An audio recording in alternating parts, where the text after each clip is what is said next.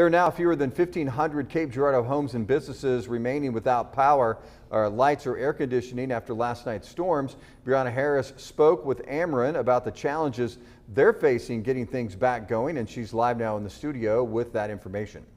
Well, Jeff, Ameren has called in additional help this afternoon, but the director for our region tells me clearing massive trees from the lines in this dangerous heat is a grueling task. Russell Berger says they're dealing with power lines brought down by massive trees that are now entangled in thick vegetation. Hundreds of utility workers began the job of restoring power to affected Cape residents, with more than 100 additional out-of-town resources arriving throughout the day.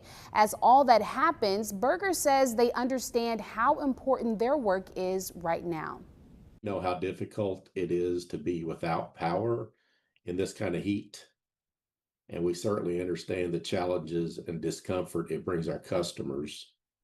And our crews are working hard to restore power as quickly as possible, but they're working in this same extreme heat. So their safety is extremely important to us. And we're going to continue working around the clock safely and efficiently until we get everybody's power restored.